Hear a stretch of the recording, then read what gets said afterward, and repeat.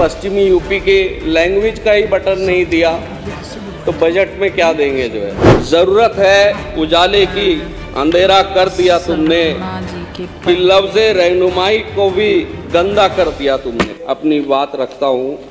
मान्यवर यूपी सरकार बजट को लेकर बड़े बड़े दावे कर रही है। इस बजट का असर धरातल पर कहीं दिखाई नहीं दे रहा।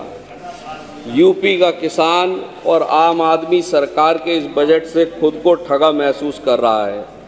इस बजट का फ़ायदा ना तो किसान को हो रहा है और ना ही आम आदमी को हो रहा है। अभी मुझसे पहले हमारे नेता शाहिद मंजूर साहब, वो पश्चिमी यूपी से आते हैं, वो भी कह गए कि इस बजट में पश्चिमी यूपी को पश्चिमी यूपी को कुछ नहीं दिया गया। मैं एक चीज़ कहना चाहता हूँ, जब पश्चिमी यूपी के लैंग्वेज का ही बटन नहीं दिया तो बजट में क्या देंगे जो है। और इसको अपने शेर के साथ आगे बढ़ना चाहता हूँ। ज़रूरत है उजाले की, अंधेरा कर दिया तुमने, कि लफ्ज़े रहनुमाई को भी गंदा कर दिया तुमने। माननीय अध्यक्ष जी, मेरे जनपद शामली की चीनी मिलों के बारे में कुछ आपको बताना चाहता हूँ।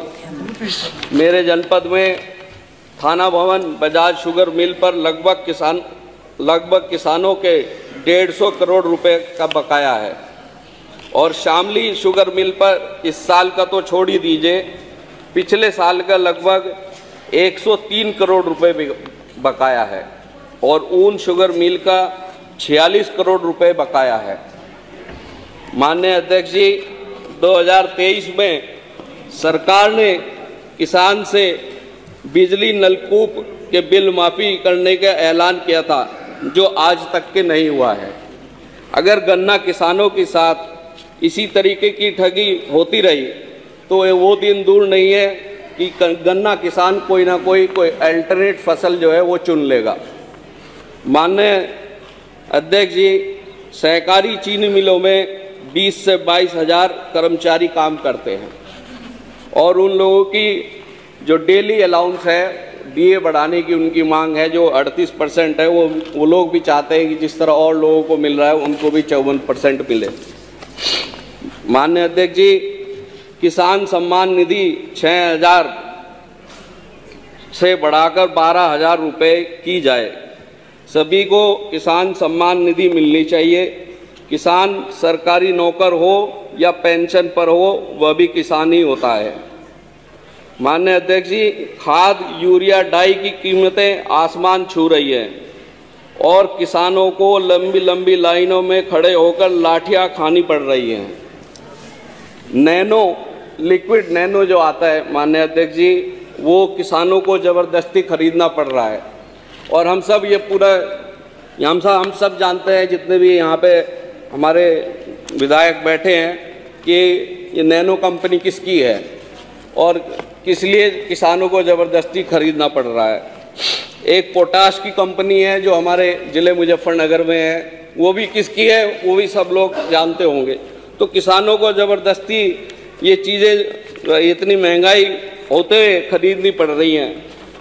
50 किलो का खाद का जो कट्टा आता था वो जो है 45 का कर दिया और 45 के बाद भी इतना महंगा कर दिया।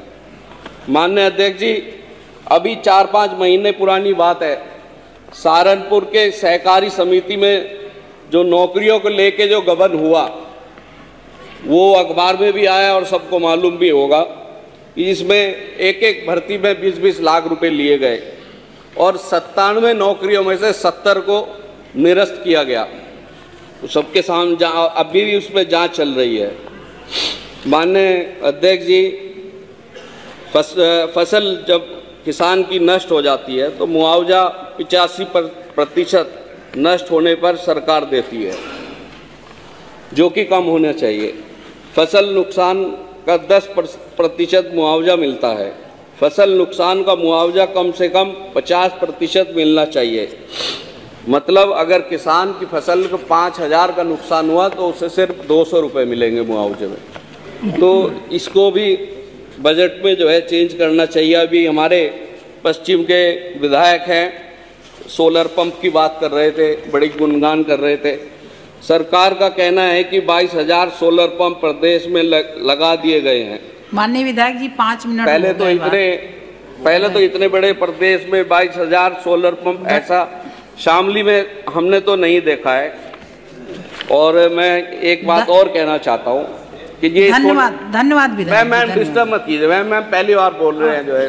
5 मिनट हो गए। शामली मेरे गृह जनपद शामली में मैंने कहीं भी सोलर पंप नहीं देखा है।